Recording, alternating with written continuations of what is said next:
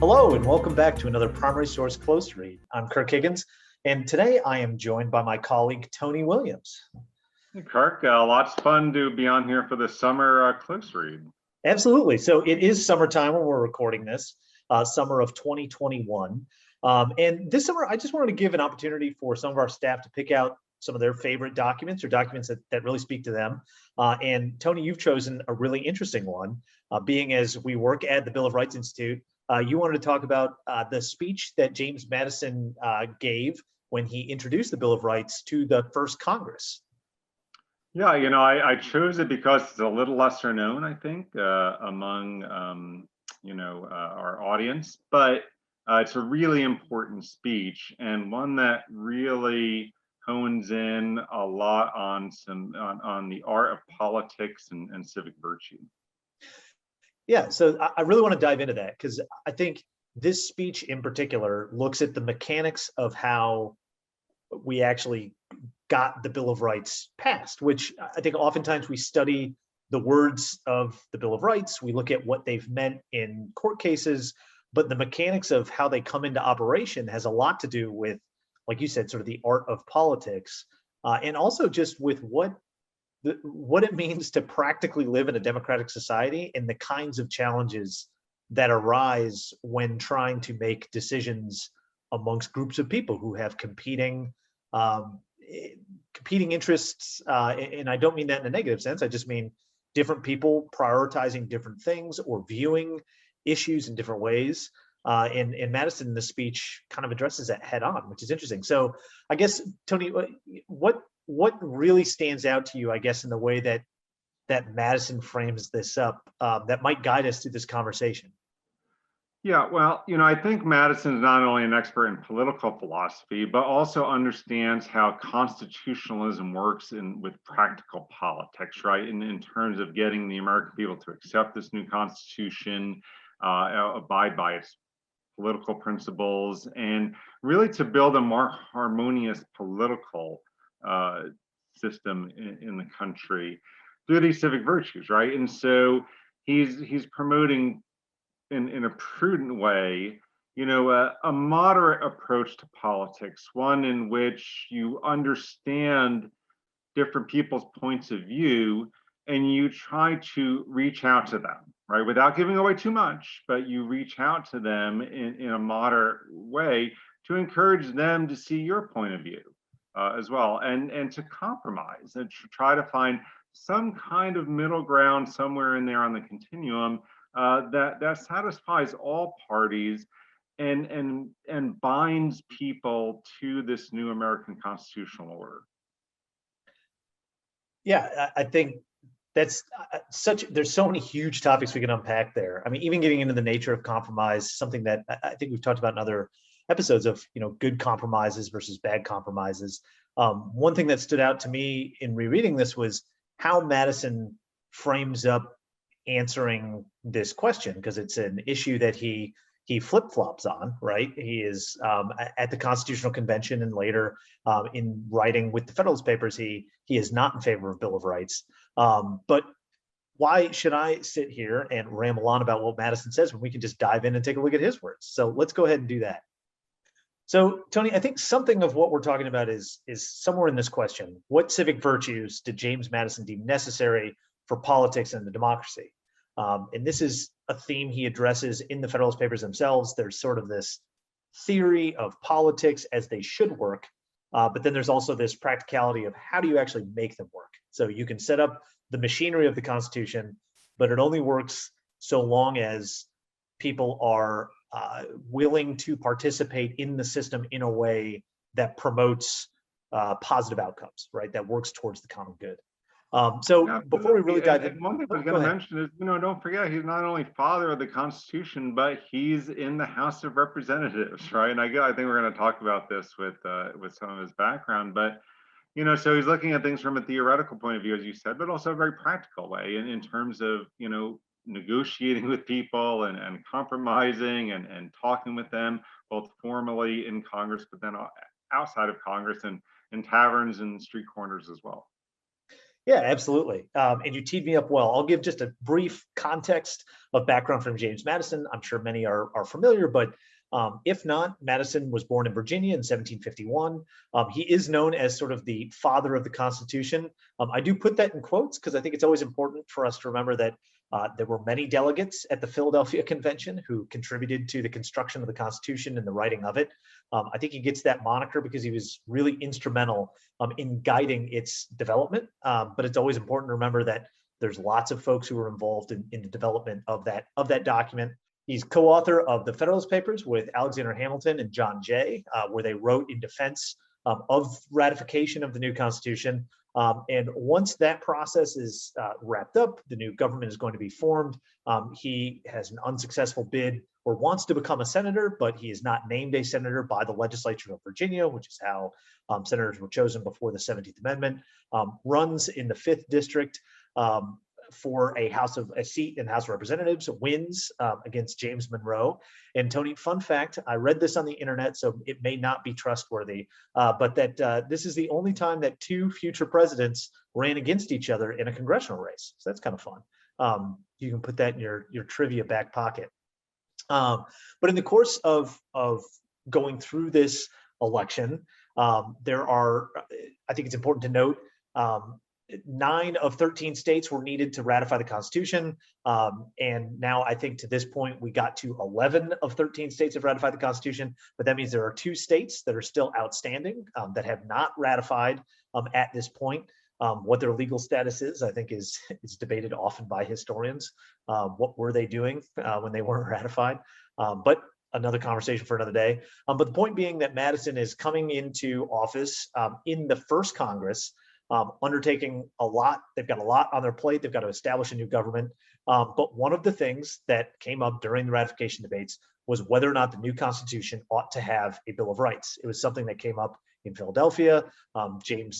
George Mason, famously thought that that was an absolute necessity and refused to sign on to the Constitution without that being there. And throughout the ratification debates, there was this sort of pledge that a Bill of Rights would be added to the Constitution that would address the concerns of many of those who were reluctant ratifiers, or maybe those people who were on the fence. So with that, we'll turn to June 8th, 1789, when Madison addresses Congress.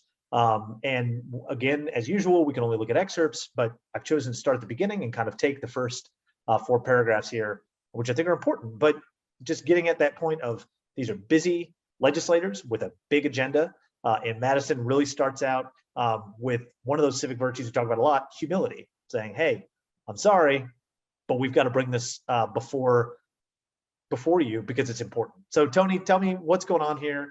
Did I get the history right? Are we sort of in the right space here? Well, not surprisingly, you got the history perfect. But the basis for this is that, yeah, speeches in the 18th century into the 19th century really started with an expression of humility and a denigration of one's own abilities. So that was pretty standard fare. But, you know, I think he is addressing something important, which is that Congress is setting up the government, is doing practical things like passing tariffs and really sort of doing the business of getting the government up and running. And many did not want this distraction. In fact, one representative humorously called it a tub to the whale, which in whale hunting and whaling back then was sort of a small boat that would distract the whale while the fishermen sort of converged on it. And so they thought this was a mere distraction. They didn't want to bother with this. The Constitution was ratified. They were setting up the new government. They had made promises, but they were ready to move on.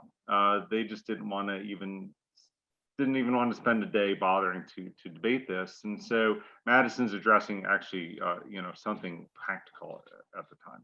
And Madison, goes on to argue why he thinks that this is important. And I thought that this passage, and again, these are the ones that you chose, so I'm just reacting to them. But I think that it's really showing what you were talking about earlier, which is this marrying of practical things that the government needs to do to get done and theory. And Madison here outlines why he thinks it's so important. And the one passage I think that stood out to you the most was believe that if Congress will devote but one day to this subject, so far as to satisfy the public that we do not disregard their wishes, it will have a solitary influence on the public councils and prepare the way for a favorable reception of our future measures. So in other words, we've promised to do this, and it is on us to follow up with that promise, because that will in turn establish legitimacy for the government. Right, because if we're doing something for the public good, if we're protecting people's basic liberties, as he says, it'll have that salutary influence upon our public debates, that people will be more likely to think that we, as their representatives, are interested in their welfare and in the common good. And so they'll be a little bit more receptive to the laws that we pass. And again, Madison is very interested in getting people to accept that new constitutional order, that Republican polity that had been created at the convention. But many people were still opposed or had qualms about it, and so that public acceptance of constitutionalism is very, very important, and something that we shouldn't take for granted. Putting ourselves back in 1789.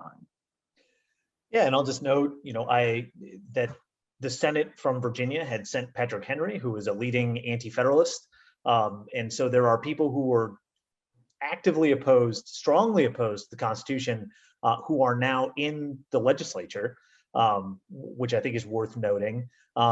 And so Madison is facing sort of a political landscape of those who want to who think the Constitution is great the way it is. It doesn't need to be amended because we just ratified it and we're very careful about the structure. And those who would want to undo the entire thing, like a Patrick Henry, who says, look, this is un-Republican. I think it's dangerous to our liberties. And, we need to revise this heavily. And so navigating those waters, I think, is really interesting. And here I think Madison is saying to both sides, look, we've got to get this thing done. It's been passed, essentially. Look, fait accompli, we're already here. Now let's figure out how to fine tune this so that we're being honest about why it was passed in getting that trust from the people. So he goes on to note a virtue that you and I have talked about a lot, prudence, which is a complex virtue, I think, to really unpack. I think here he's probably talking less about it in sort of the moderate way that we often think of it now today, but more in the sense of wisdom, or more in the sense of trying to think about the best possible way to move forward here. And I think, again, trying to marry that theory and practicality of what needs to get done.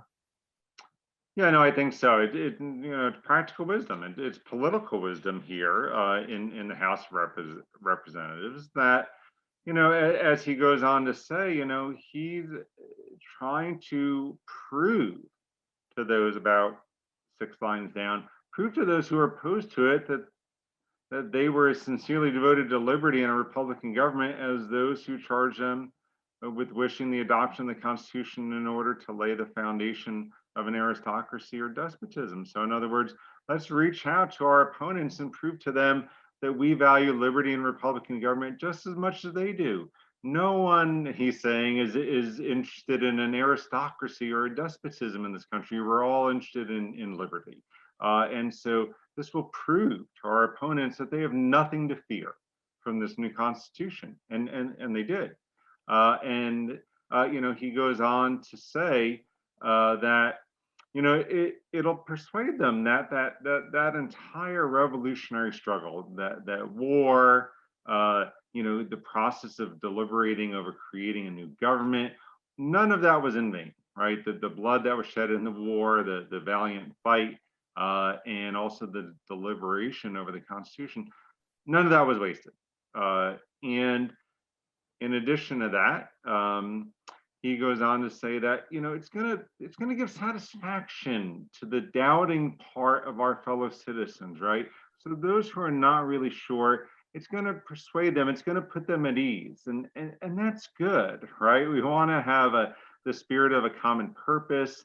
We want unity in this country over basic things, basic principles, our common purpose as Americans. We don't want that antagonism between, our citizenry. And so he also says it's going to evince that spirit of deference and concession, right? We're going to show deference to our fellow citizens. We're going to be moderate. We're going to understand their point of view, right, as we compromise. Yeah, so I think, again, and this is where the conversation around civic virtues is so interesting, because you can see Madison here trying to work towards public opinion. So as a legislator, his job is both to represent his constituents and to work towards the common good. And so here's an issue where he was opposed to it at one point. He's now come, whether that be by political necessity, that he needed to be in favor of this to be elected to the House of Representatives, or through listening to what the people around him are saying, has come to a position where he is now in favor of supporting this. He's now having to win over everybody else in the room who's taking radical different positions on this thing, and give a grounded reason for why. And I think what you're laying out, Tony, is a really good grounded reason as to why this will firmly establish the new government that we have created, and have the benefit of further protecting the rights and liberties which we are saying that this Constitution itself is meant to protect, and enshrine for this government moving forward.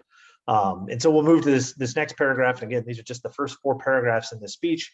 I encourage everybody to look up the entire speech. I wish we could go into all of it, but we don't have time. But here, he's really pushing that idea that we need to come to an agreement. And it seems like it's not an agreement of sort of unanimity of agreement about this is exactly, the perfect solution for everybody, but sort of a unanimity of assent whereby everyone is comfortable enough with what's going on, and understanding enough that this will work towards the betterment of all, that is a good enough place for us to go to. And we need to have deference for those we disagreed with, and we need to sort of move forward with the best possible intentions, for lack of a better word, in order to fulfill this obligation that the people gave to us when they entrusted us with becoming their agents in the government, or something along those lines. Yeah, no, I think that's absolutely right. And then think about the experience of the 1780s, right? Sort of some of its worst movements when the states were almost going to war over each other. They had trade disputes. There's a lot of disunity. We have Shays' Rebellion, for example. In addition to that, even though there's this great deliberative moment at Philadelphia in the summer of 1787, and in the ratifying conventions for the next year or so, even though there's this great deliberative moment, unlike almost anything in world history over creating this new constitution, there were a lot of debates and very, very vigorous and sort of even cantankerous debates and fierce disagreements over, the principles and how to achieve this constitutional order. So, and considering that experience in the 1780s, I think Madison's pointing us towards something very important that we can really take to heart today as well. That unity is important, right? That a shared common purpose, that, understanding that we're all in it together, you might say, as Americans, and pushing us, encouraging moderation, encouraging he says the principles of amity and moderation, of unity, of sort of brotherly affection, this sort of fraternalism among Americans. This is all, I think, really, really important, right? Not only for the new nation, but as we think about our history, all the sort of divisions and debates that have sort of tried to rip us apart, rend us apart. The Civil War being the most notable, sectionalism, a lot of these sort of perennial issues that have divided us, and even today, right? We're very deeply divided, ideologically, politically today. And there's a sort of been a decline of civil conversation that, Madison is pointing the people of 1787, the Congress, and is encouraging us today to return to that moderation, to see the other person's point of view, to try to compromise it, a little bit more. He doesn't want to give everything away, right? He doesn't want to concede everything. He doesn't want to concede every principle. He's not willing to let the anti-federalists or what would become the Democratic Republicans, not willing to let them win the debate and make structural changes to the Constitution. He's not giving that away, but he's conceding the little things, all right? And he's conceding that, maybe a Bill of Rights is necessary, even though I had opposed it, right? These are concessions that breed moderation and amity and unity among the American people and are therefore good. Yeah, Tony, I like how you phrased that, and therefore are good. What I read, these last couple sentences, there's a great body of people falling under this description who is present, feel much inclined to join their support to the cause of federalism if they were satisfied in this one point. We ought to not disregard their inclination, but on principles of amity and moderation, conform to their wishes. I think that really stands out to me because if I can reinterpret it in my own 21st century language, say, look, we won a majority, but it was a slim majority. And if we want to expand this to be more inclusive of more people, we ought to listen to those who disagreed with us on the firmest ground and concede that there is some merit to their argument, and therefore, make this declaration, as he says, the great rights of mankind secured under this Constitution. And so I think, again, that's, he's established, look, we promised we were going to do this. It's important that we follow through that promise. And now he's saying, not only is it important that we go through with it, but look, even though we won, that doesn't mean we should disregard the wishes and the desires of those who we defeated. And I think that sort of push against ultimate majoritarianism in a sense, right? It's looking to those who they're trying to bring on board. It is something that I think Madison is implicitly arguing here is important for the existence of a democracy. And we'll go to the last section that we're looking at here, which is a part of that same paragraph. He further develops this theme that it's important that we do this because, it's establishing that unity and unanimity by following through with our promise. And it's also not a bad idea, really writ large. It's not a restructuring, but it's a declaration of these rights, which in us doing this will further bring those together, even those who who are still on the fence about whether or not this new government is going to do what it's ostensibly saying it's going to do. Right, and don't forget, there's 2 states that are actually not in the national union yet, right? And so North Carolina and Rhode Island have not ratified, and so he thinks that one of the main parts of their opposition is no Bill of Rights, and so he's saying, not only for national unity, but also our national union writ large, our common country, right? Let's not have 3 different confederacies within our borders. Let's bring these states in a moderate way. Let's reach out to them. We want them in the national union. And so again, he's not only looking at sort of our civic culture of unity and moderation and amity, but also, our national union, our country large, in order to build and become more powerful, and contend with the great powers of Europe. We need a strong country, a strong nation, and bringing North Carolina and Rhode Island into it is very, very important. Yeah, absolutely. And so going back to our big focusing question, those civic virtues that I think I heard you talking about, Tony, are moderation and prudence, being the main 2, right? So how can we go about and look at what's in front of us and find a moderate path forward? And how can we do so prudentially, making sure that we're not conceding, we're trying to form a good compromise here that is going to work towards the common good, but setting aside our own place we might have been beforehand to try to figure out what this looks like. And again, that's the marrying to me that I think is so powerful of the theory and the practice. You can establish the perfect theory of how you think a government is going to operate, but when it hits reality is when it gets its real test. And here I think Madison is showing his ability to do both, which is I think a sign of his brilliance. It's this idea that he is able to conceptualize about how things ought to work, but also have the practical sense to say, that's how I want it to work, but here's how things are actually going to play out. In order for me to navigate this, I'm going to have to find a way to compromise without giving up on the principles which I hold most dear, or with the ideas that I'm holding most dear. Right, and maybe my final words here might be that how much better off would we be in our public debates if we learned how to speak to each other with greater moderation and with a greater sense of prudence in how we approach each other, and a spirit of compromise and amity with each other as fellow Americans, and how much better off would we be if our politicians, right, our representatives in Congress and in the different branches of government, introduced more prudence and moderation into their deliberations. I think that the public good and all of our common good would be much better served. Well, Tony, thanks again for joining me.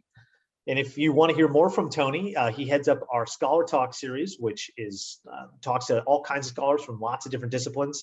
And this summer is exploring the Cold War in the executive, which is pretty awesome. So I look forward to seeing that. And don't forget, if you like this video and like the content, to like and subscribe. And we will see you in the next one.